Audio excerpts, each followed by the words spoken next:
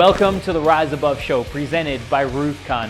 My name is Dante, and I'm thrilled to bring you inspiring conversations with some of the most innovative and bright minds in our industry. From business and entrepreneurship to personal development and growth, we'll explore the strategies, insights, and stories that have helped our guests rise above challenges, overcome adversity, and achieve their goals. So sit back, relax, and join us on this journey of empowerment, inspiration, and discovery. This is the Rise Above Show.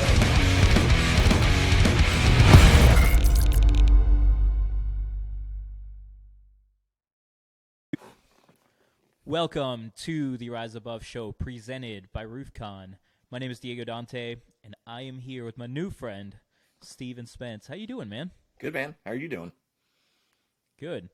All right, so let's go ahead and introduce you. So introduce yourself, Steven, and what you do, who you're with, all of that good stuff. So first of all, we're twinsies without really realizing it, so I appreciate that. We did not plan this, but I do love your legacy shirt. I've got my RoofCON legacy shirt on as well. Appreciate you having me as well. I am Steve Spence. I am the managing director and part owner of Project Map It. We're based and located out of Maryland, but we've got reps and stuff all over the United States because we have contractors all over the United States. In a minute or less, 30 seconds or less about me, I got two awesome kids, 13-year-old son, lacrosse guy, 12-year-old daughter, swimmer, a beautiful wife, a dog that's just underneath my desk right here named Wink. I was a special education teacher, high school. I didn't tell you that before we started this, Diego, but it's actually a special education high school teacher for 20 years before I took on this job 5 years ago. I retired early after 20 years and took a leap of faith into Project Map It, and I went from a starting salary of $89,000 to I think I made $37,000 my first year at Project Map It. I'm blue collar through and through, man. I'm blue collar through and through. I depleted my whole 403B, which is the equivalent of a 401k for teachers, just to kind of make ends meet. And here I am, loving every single day that I've helped build Project Map It, and made some great partnerships over the last year, and really looking to take off in 2023. Let's talk about teaching real quick. So my initial plan was to become a teacher. I wanted to become a Spanish teacher because I hated school, but I had a couple teachers that really believed in me and really just helped me to, with just graduating in general. And I was like, man, I wish I could do that for kids that are struggling. And so I wanted to become a teacher. My wife, who's a couple years older than me, when I met her, she was a teacher. She is a teacher. And she basically told me, you do not want to be a teacher. And she talked me out of it. That's great. So I don't know if I made the right call or not. You might tell me that I made the right call by ditching teaching, but I gravitated. I've always, even as a kid, gravitated. I've always been a people person, right? So literally right out of college, I graduated, I think, May 9th of 1996 from St. Mary's College in Maryland, Southern Maryland. And 3 days later, May 12th, I was a wilderness counselor in North Carolina, living in the woods with at-risk youth, tackling kids and restraining kids over piles of wood. For 2.5 years, I was a counselor. I lived in the woods 24 hours a day, 5 days a week. And then we were an accredited camp that had one teacher on the property. And I met my first wife there, Darlene, great woman. We divorced not too long after, but she brought me up to Maryland where I lived because I wanted to coach lacrosse. I'm a big lacrosse guy in the community here. I've been doing it for 25 years. So as I was teaching in high school, I was also 15 years the varsity lacrosse coach in a local high school down the road. But look, teaching, Diego, it's a great field. But there's so much politics even involved in teaching. And funny enough, there's so many bad teachers out there. And I just don't get it. People get in this. I got into teaching because I'm a people person. I love kids. And if you're in the classroom doing your thing and doing it right, people leave you alone, or people talk about you and have other people come in and observe you, which is kind of what happened with me. But I met my second wife, Kim, 20 years ago at Old Mill High School. So my wife is still a teacher. She's a big pillar in the teaching public school sector here in Maryland, and does really good things. She's very well respected. So look, teaching's great. For me, it was great when I was in the classroom. When I got out of the classroom, I was more in charge of other teachers. That's when it became no fun, because last thing teachers want to hear is how to teach. And even if you tell teachers how to teach the right way in a nice way, they still don't care. So Yeah. people ask me a month, a year after I retired from teaching, do you miss it? No, I don't miss it at all. I love this job that I'm currently in. So So how'd you make the transition? What happened? yeah, so that's a good question, and I'm a very transparent person, Diego. So I'll be honest with you. I got in a car accident that almost killed me back in 2018 due to some bad decisions that I made. Getting behind the wheel when I should not have, which I never really did, but it only takes once. So I got in a really bad accident. And at that time, I had met the owner of Project Map It. Funny enough, he was one of my lacrosse players at Old Mill High School. So he was one of my players. He graduated in 2004. It was actually a few months prior to my accident, but I had met him. I hadn't seen him in 10 years, and I saw him at a grocery store on one end of the county where I live. And the next weekend, I literally saw him on the other end of the county in a grocery store. And he said, Steve, we gotta meet up, man. I've got this new company called Project Map It. I want you to learn more about it. So then we were talking for a few months, and then I got in that accident, and it just made sense at that point to transition over to something new. So I he was one of your really, students? yeah, he wasn't a student of mine, but he was one of my lacrosse players. Oh, okay. So it was one Dang, of my that's crazy. lacrosse alumni. Yeah, so it's funny how worlds collide, and you kind of run into people that you haven't seen in a while. But look, man, it's the best thing that I've ever done. I've reinvented myself, Diego. I love it. Like, I'm now an entrepreneur. I've heard some podcasts a lot lately. I've been listening. I sit at my office and I work and I listen to podcasts all the time. And was listening to Jordan Harrison over at Presto Media. He was on a podcast, and he had said he was a teacher as well, but just the idea of just becoming an entrepreneur and reinventing yourself has been such a godsend. I'm older. I'm 48 years old, and it's just so cool to be able to say I helped build Project Map It to where we are today. So I've loved every second of it. Yeah. Well, that's a really crazy story. We, to your point, we had Ed Milet at RoofCON 2021, I want to say, and he shared his whole keynote was on how you are one conversation away, or one interaction away, or one whatever it is away from having a better life, Yeah. or just from improving your situation in general. Yep. And for me, that's super true as well. I connected with Hunter on Facebook after I had lost the job, and someone just sent me a message and just said, "Hey, this is I think you should connect with him." Ended up connecting with him, and from there we we started RoofCon, we started Revolt, we all these things that have been at the ground floor of helping to start from one interaction that just was super valuable. So anytime that you don't underestimate the power of one more interaction with people. To your point, you're a people person. You want to be with people, and and you enjoy building those relationships, and thinking to yourself, all right, how can one more relationship help not just me but help them, right? Yeah. So let's chat a little bit on I want to get some of your feedback on how we can help contractors through this conversation. So I want to make sure that all podcasts that we do, that they're extremely educational and full of great content that are going to help contractors out. And so a couple things that we talked about earlier was just improving your presence and how do you stand out from the competition. So let's start there. If I'm a roofing contractor, how do I stand apart from my competition?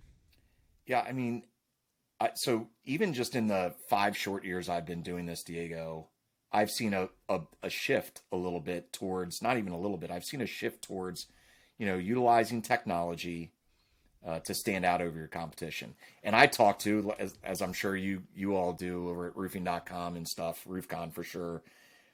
I talk to thousands of contractors a year. So I hear what contractors are doing. I know there's some old school contractors that still bring in their shingle board and that's it. And they just talk. That's their thing. Hey man, I don't need anything. I just talk.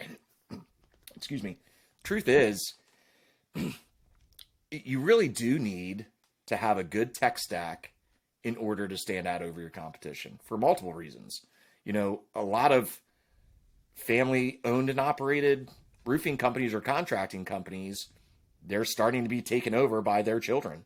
And those children are millennials that have tons of advantages when it comes to technology. So the cool thing about what I've seen is just ways to stand out over your competition. So my product is one. We have tons of great partners that are SaaS products, SaaS standing for software as a service, SaaS, that are out there for contractors. And I know like the big thing is when I talk to contractors, man, I just wish there was one software program that did it all. It was a CRM, it was a mapping system, it was a estimator, it was everything. There isn't yet. I mean, there isn't. So you have to find SaaS products that work together, if you will, to stand out. But like even little things, drone photography, the roofing industry, one of my customers, Joe Ayler over at Tar Heel Construction Group, I always give him a shout out because 5 years ago, Joe hired a guy full time. Well, at that time it was part time, but hired a guy just to take drone photos before drone photos were even a thing in the roofing industry. And even that little thing, capturing a before and after of the same exact angle of a roof that you did before you put the shingle on or the tile roof, whatever roofing you put on, and then after with that same angle stands out, right? Like that just looks amazing. So as a homeowner, right, I own my own house. I'm in it right now. If I'm looking for a new roof, I'm looking for people that have those photos that just wow me when I go to their website, or if they come to an estimate and they provide me a really clean presentation. Presentations are a big thing. How do you stand out over your competition? Are you a guy or woman that just goes as a salesperson that literally just says, hey, let me walk around the house with you, whatever contracting industry you're in, kitchen, bathrooms, doesn't matter, roofing, and just talk to you? Or do I have a clean cut professional presentation that's going to wow me when I see it? Like, oh, this is a roofing company. I thought I was just going to get talked to by a guy in overalls and, a Carhartt hat, I mean, how do you stand out? Good presentations, great proposals. There are great proposal platforms out there. I don't know, Leap, Roofer, Sumo Quote. There are a ton of great platforms out there. And then obviously having a good CRM, it won't help you stand out over your competition, but it'll certainly help you become more efficient when it comes to running your business. Yeah, I think there's so many ways to just create sharp, clean content that anyone can pick up, right? So, it's funny every time I show someone Canva, as easy as it is, of just you can put your logo on top of it, and you can throw your company colors and create nice, clean branding, and just how that takes your content to the next level versus just posting that photo from that you took on your phone, if Right. you even did that. And to your point, drone shots, super big. Drone shots, if you just turn up saturation up on it just a tiny bit, turn up your contrast, Yeah. just gives you a super clean, clear image. The even speaking of phone photography, like this device right here That's a good job. is so powerful, and you can create so much content with this that 10 years ago we'd have to hire a professional photographer to go out and take photos. You talked about hiring someone to do drone shots. We're able to now, there's if you don't feel like you can create great content because maybe you're not the creative type or whatever, how many people we can bring in, young kids that can come in and just take content, create content with an iPhone and a drone, and then use that technology to push it out to your clientele. Yeah. I mean, I was just on Canva yesterday. Go ahead. So you're exactly right. Like I was doing YouTube thumbnails and stuff like that. And Canva's what, 15, what is it, Diego? Like $15 a month or something like that for unlimited crap that you can do. It's It's nothing. amazing. Yeah. Yeah. I was just listening to a podcast the other day with Michael Stearns and just saying TikTok's a huge thing now for the roofing industry, for contractors. And you're right. You could take a bunch of still pictures and use your phone and literally click on TikTok and say, I want this, and it'll put all those pictures together. Oh, and I'm going to have a funny voice to it. And oh, I'm going to put some music to it. And oh, I can do some shout outs and some hashtags, mentions. Easy. So yeah, I mean, brand awareness is huge. And that actually brings up another point aside from just brand awareness and how you stand out. Your social media is a big place to stand out, right? Like I look at a lot of contractors' social media and it's just a bunch of pictures, or it's, hey, you get 50% off, or you get, buy one window, get two windows for free, whatever it is. But there's not a whole lot of like brand awareness. You can do a lot on social media to show that you're this is our brand, and you got to remember us because of this. B, we are experts in the field. So putting posts up there that show, like how to install a roof, you are good around the restoration services, things like that. By showing your expertise, you'll also stand out. So a lot of people are like, oh, I don't do, like I said, a lot of contractors are like, yeah, I don't do anything on social media. Look, you're missing out then, because you're going to lose a lot of opportunities from prospects, because they're also meeting some other companies for those free estimates that are doing stuff on social media, that do have a killer website, that do have a nice presentation when they come into their home. I think a lot of people just don't really understand what their strategy is with social media. And I think a lot of people are thinking, hey, I'm going to go ahead and start posting on social media and I'm going to get a bunch of leads out of it, when truly that's not really what happens a lot of the time. So you can get stuff from social media, but most of the time it's really best used, the way I've seen it, I feel like it's best used for brand recognition, brand awareness. Yep. My friend Joe Hughes talks about running just social media brand awareness ads, just run them for $10 a day, just so people see your face constantly. Yeah. And you're not trying to generate leads off of it. That's the same thing we're doing right now with RoofCON, right? So RoofCON's kind of a bit away. So I just run a social media campaign just for brand awareness. I'm not trying to sell any tickets. I'm not trying to do any of that. I'm just trying to keep it in front of people's faces. So that way, when it does come time to it, you've already seen that 100 times, right? By the way, I've already gotten my booth for RoofCON. There we go. That's awesome, man. Already paid. Yeah, that's awesome. We can chat about RoofCON for a minute. What were your thoughts on RoofCON this last year? Yeah, so I went in November. It was my first time ever at RoofCON. During the pandemic, we kind of stayed out of it, and also, being a newer company, I don't have a ton of money to go to all these shows, so I have to pick and choose which shows I want to go to. I really loved RoofCON, man. I loved everything about it. I feel very bad saying this, Diego, but I didn't really know who Hunter was before RoofCON, and when you go to RoofCON, you quickly learn who Hunter is. I got to see him speak. I talked to a lot of the Revolt guys. I got a hat. I've got a hat in my closet right here, Revolt hat. I just love everything about it. I personally killed it at my booth. I mean, we've easily sold probably twice as much as what I paid for to go to RoofCON. So I had a great experience as far as the sales side. For me as a vendor, I love listening to the people, the presenters, because a lot of times you guys had great presenters up there. So I listened to all of them. So I made that a big point. As a vendor, I love networking. I met some other new companies. Raise CRM was there with a big booth, and we're actually talking about partnering with Raise now. I just met with him just this week, actually. I think it was Monday we got on a call. So just the networking piece is huge for a vendor. And then, of course, just your current partners. We have 15 current partners that we love hanging out with. So it's just fun to get up with them face to face and have dinner with them and stuff. So I had a great experience. Nothing but love for RoofCON. And like I said, I've already paid my $4,000 or whatever it was for my booth for this coming year. RoofCON's amazing. Getting to see all the speakers like Nick and Eric and especially Tim Tebow. Very exciting and eye-opening. Amazing speakers and great knowledge. Keep it up. First RoofCON, been following Hunter and the Revolt Clan for quite some time, and it's definitely been a lot more than what we expected. This event is getting better and better. So if you're going to go to one roofing conference, make sure that it's RoofCON. RoofCON 2023 returns to Orlando, Florida, November 9th through the 11th. Get your tickets at roofcon.com. Yeah, that's awesome.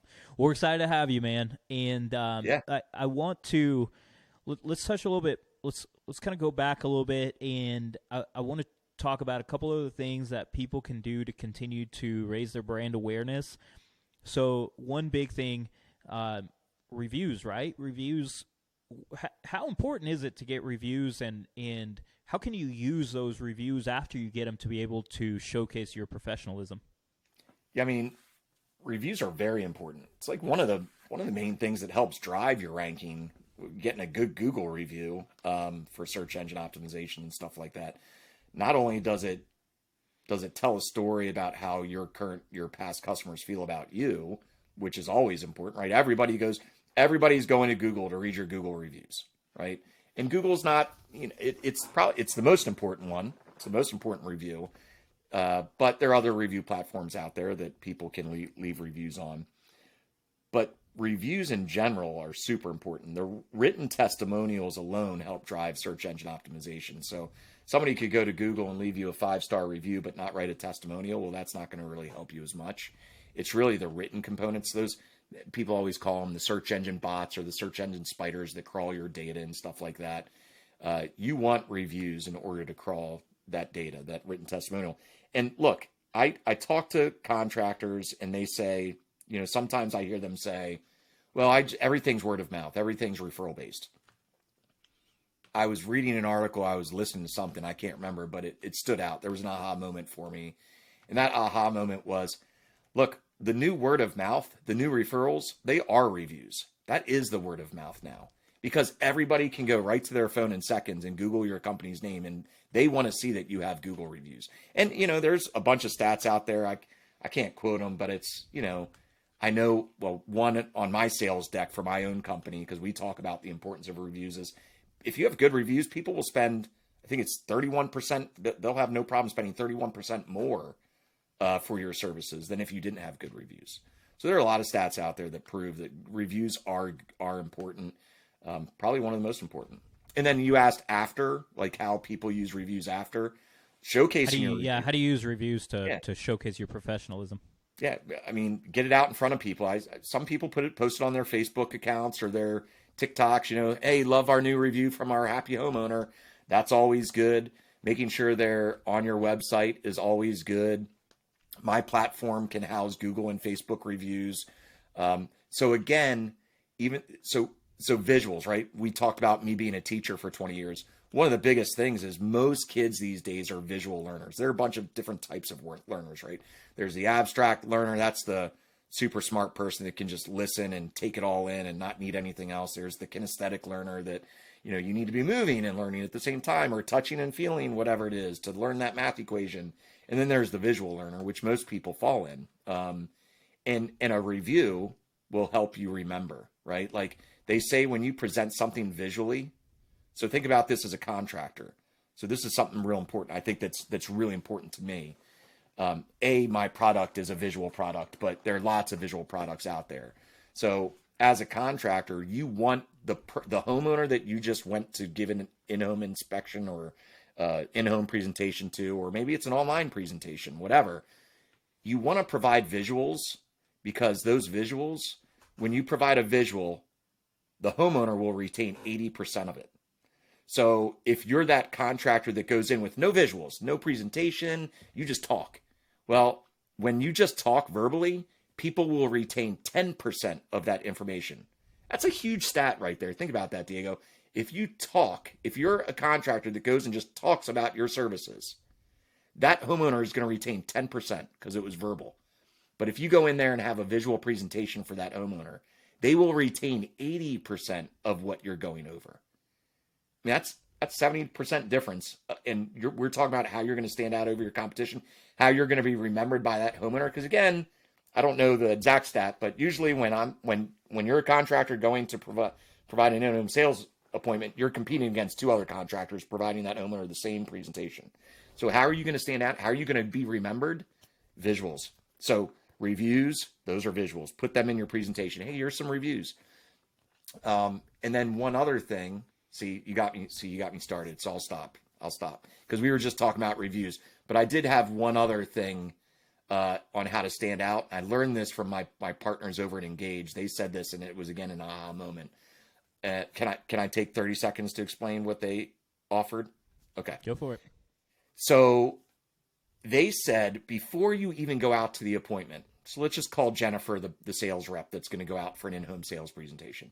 Before Jennifer even goes out to that appointment, create a video of Jennifer. Hey, my name's Jennifer. I'm 23. I'm married with a dog, whatever. This is what to expect on the demonstration when I come out to talk about your roof replacement, your kitchen, whatever, pool, you name it. Having a video of that human being before before that sales rep even goes to that homeowner is huge. You've already made a human connection with that sales rep before that sales rep even knocks on your door to give the presentation. So you can also provide other things like a sales deck. Hey, click on this link and look at my Engage presentation of what to expect from the demo. This is how long it's going to take. These are the things we're going to cover. This is the agenda.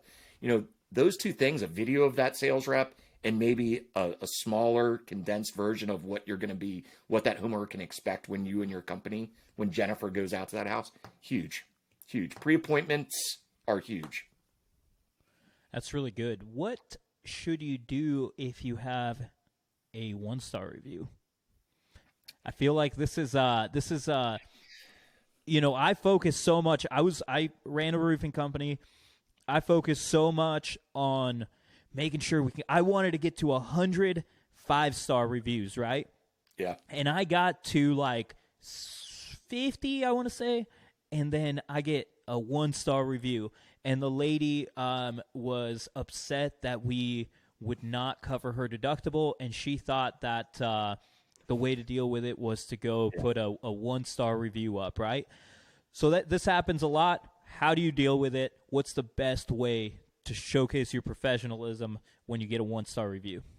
Yeah, so that's a great point.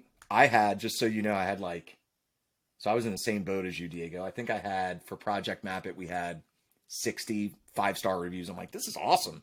And then here's the other scenario that happens a lot. Some random schmo comes on and gives you a 3-star or a 2-star or 1-star rating, and you don't even know who that person is. And that's what happened. Somebody came on and he gave me a 3-star for Project Map It, and I didn't even know him. I was like, who is this clown? I don't even know this guy. And it brought me down to 4.9. I was so pissed. So I've researched this a lot, right? Because our product, you can showcase your reviews, and even then you can even say like you only want to show or display 3 and above or something like that. And so I always have that conversation on a training when we're talking about my product.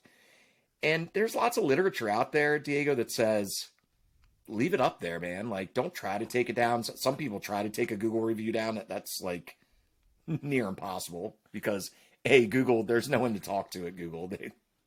They're too big to be talking to a roofing company owner.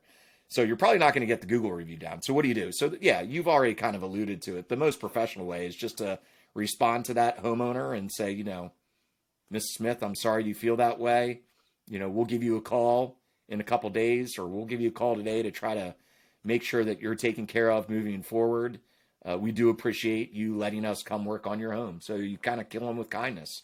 And if it's somebody that you don't know, I've heard this a lot, right? Like a disgruntled employee at a roofing company leaves, and what does he do? He gets his friends to all go on and like write bad reviews to you. You just need to say, hey, I don't know who you are, in your response to that Google review.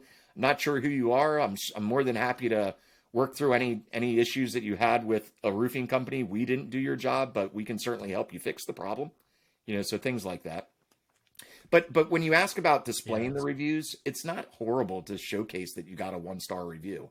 Every home, just sheer volume alone, as a contracting company, you're going to get a 3-star, maybe a 1-star every once in a while. It just happens. And depending on the industry, we work with pool companies.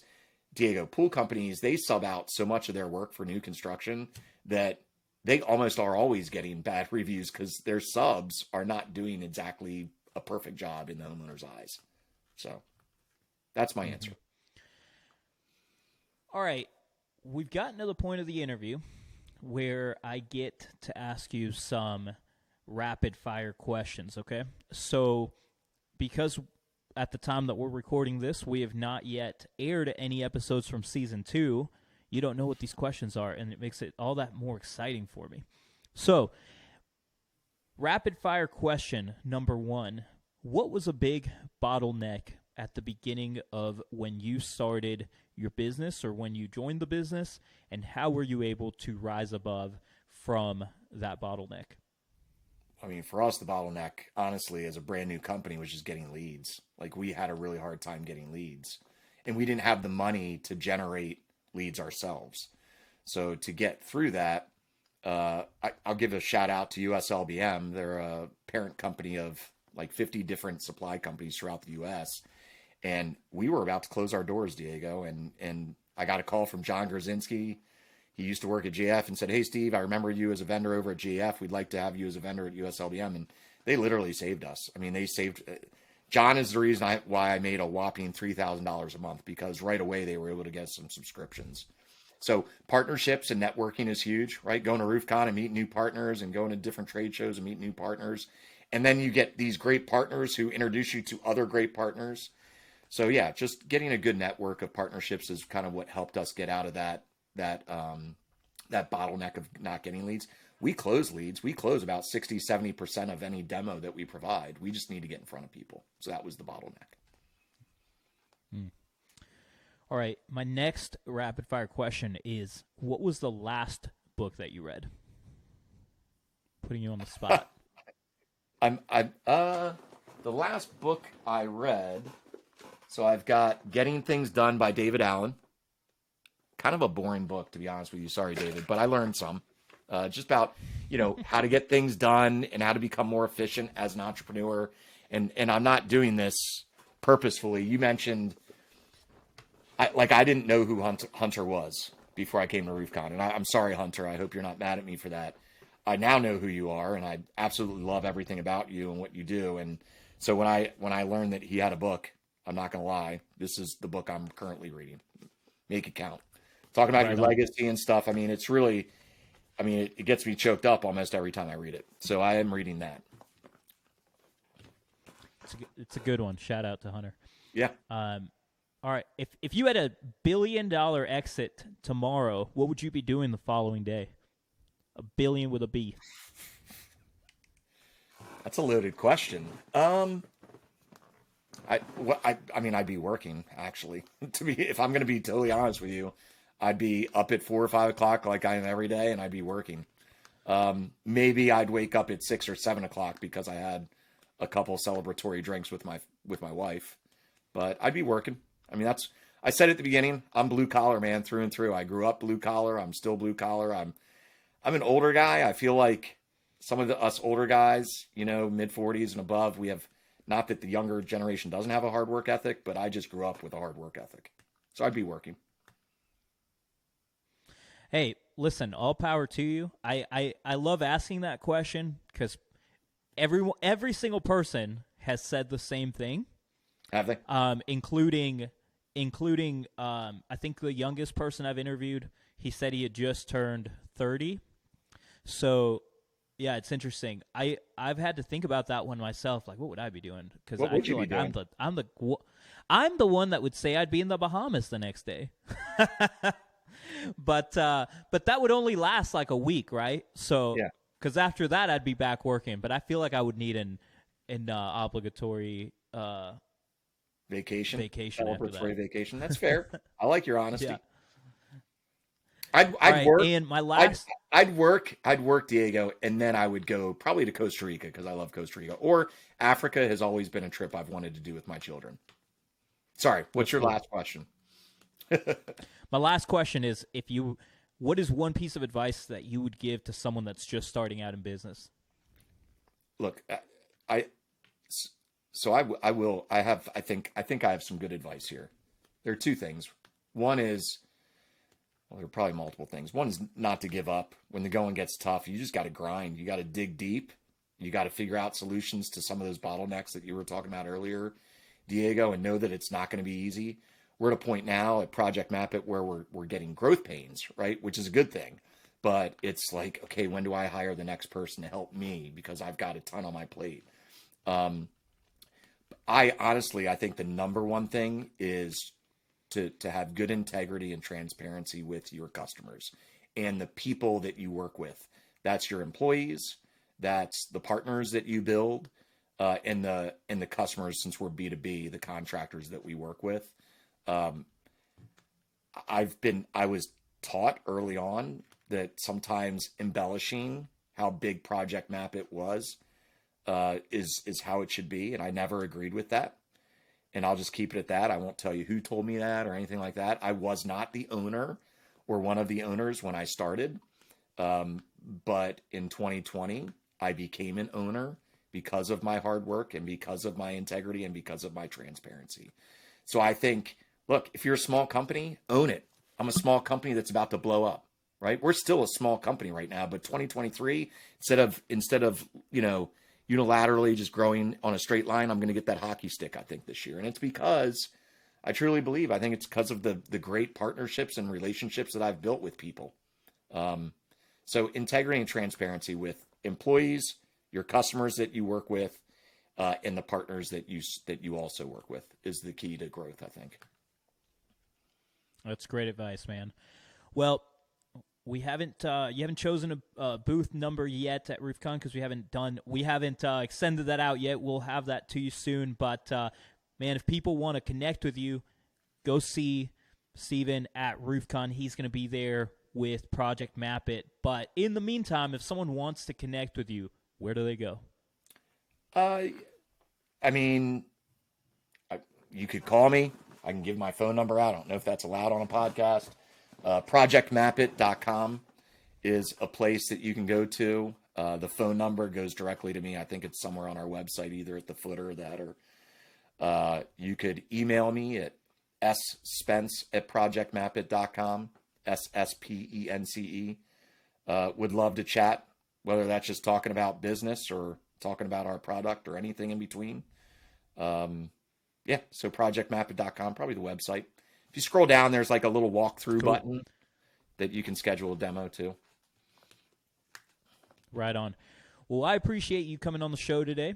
And last little bit that I'll leave people with, if you're not a part of our Facebook group, go ahead and join it. It is the roofing and solar community on Facebook. We have like I think we're closing in on 25,000 members at the moment. So come in, be a part of the community. Go ahead and share whatever you got going on. And we'll see you at RoofCON, November 9th through the 11th, 2023. Peace.